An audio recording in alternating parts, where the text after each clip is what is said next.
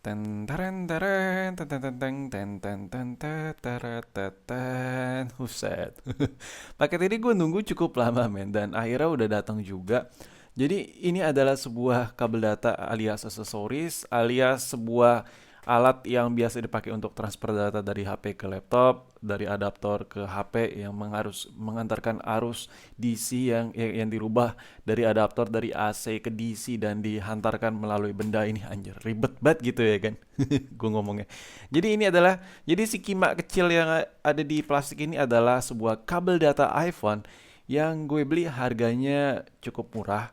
Itu harganya cuma 6.000 aja ya kan. Harganya cuma 6.000. Gua geser dikit, gua taruh harganya di sini 6.000 dan gue dapat sebuah kabel data. Kalau biasanya kita ke iBox atau ke tempat iPhone yang resmi dan kita pengen beli kabel yang terpisah di luar paket pembelian unit iPhone atau tablet atau iPad maksud gue, itu lo bakal disodorkan dengan harga ratusan ribu ya kan, hampir setengah juta gitulah. Nah tapi harga yang samping lo lihat ini dengan harga 6.000, apakah worth it atau tidak untuk dipakai? Di video kali ini gue bakal kumpas tuntas skala secara detail gitu ya kan, tentang kabel data yang murah-murah yang dijual di pasaran. Nah, jadi ini adalah barangnya. Sumpah gue excited banget pengen ngebahas aksesoris-aksesorisan lagi. Jadi sebelum gue ngebacot, kita unboxing dulu. Biasa lah ya kan. Kalau video gue itu pertama di opening kan dengan bacotan-bacotan gak jelas ya kan, yang kadang ngebuat lu pengen kayak anjir. Ya itulah ya, bacotan gue tuh inspirasinya tuh dari dislike lu gitu. Kalau dislike lu nggak ada, bacotan gue nggak ada, makanya perbanyakin dislike bos. Nah, jadi ya udahlah, sebelum gue kebahas secara detail kan nggak bisa nih dibahas kan. Kita unbox dulu ya kan bareng-bareng. Siapa tahu gitu. Gue dikirim bukan kabel data gitu sama seller. Siapa tahu ya kan. Jadi dokumentasi aja ya kan. Ya nggak sih?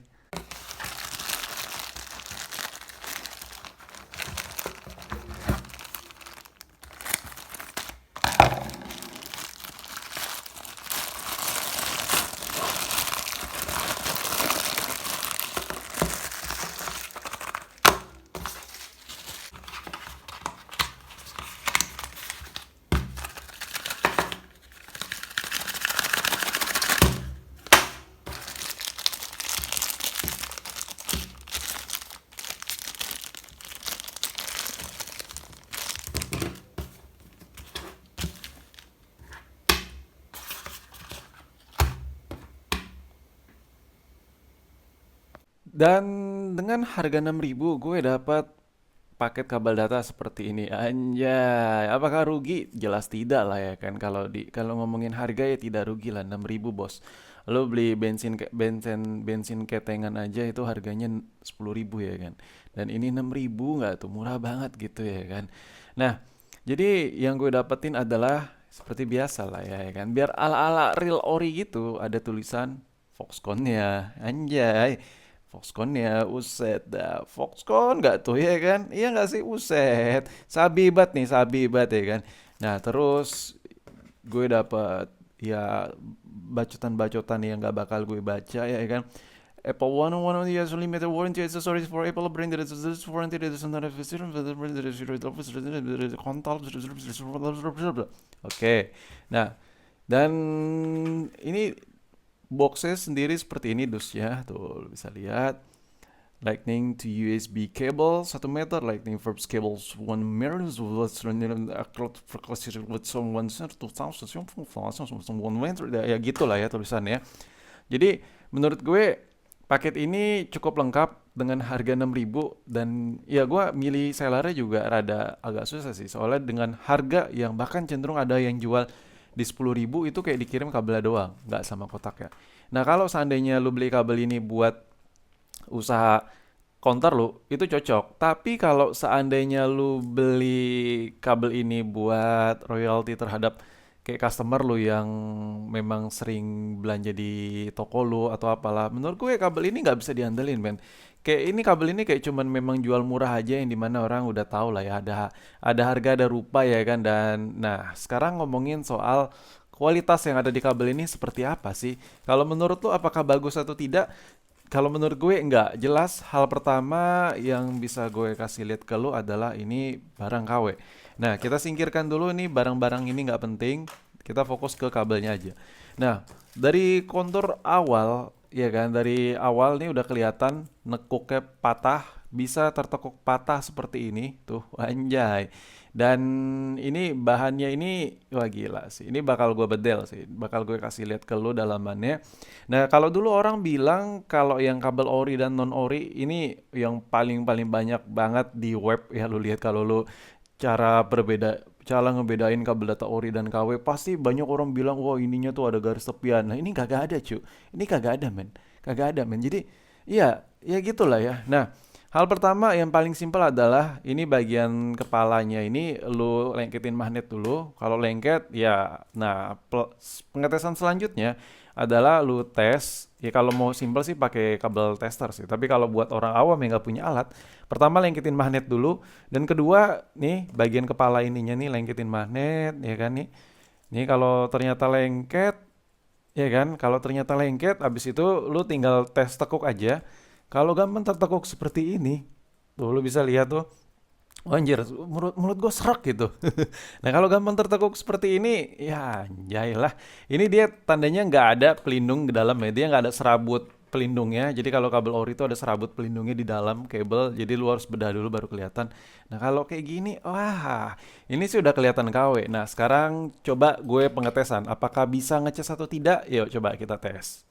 Nah, sekarang ini gue pengetesannya di iPad aja, ya kan. Tadi gue udah ngetes di iPhone ngecas normal. Tapi biasanya kalau pengecasan di iPad tuh rada sensitif. Kita coba colok, bentar. Touchscreen gue normal ya di iPad. Set. Nah di sini gue cas yang ada ampere meter ya, lu bisa lihat tuh, wah nggak beres tuh, nggak beres ya kan. 0,3 sekian ampere. Ini apa ini? Ini udah kayak full ini. Ibaratnya kayak lu ngecas HP full ya segitulah ya ampere. Dan ini, wah tuh kan statusnya not charging ya kan. Jadi menurut gue, anjay, kabelnya gimana tuh? Ini kalau ngecas di iPhone tadi masuk ada tulisan ngecas cuman nggak naik-naik sih. Naik kayaknya sih naik, cuman kayak harus gue tunggu lama. Gue cuman 2 menit 3 menit gitu, tapi nggak naik. Nah, sekarang gue coba kabel ori. Gue cobain kabel ori. Ini bawaan Apple, bawaan iPhone 11 apa iPhone 12 lupa gue. Nih, kita coba colok ya kan di iPad ini dengan adaptor yang sama. Dengan adaptor yang sama, kita coba tes. Nah, tuh. Situ statusnya ngecas ya kan.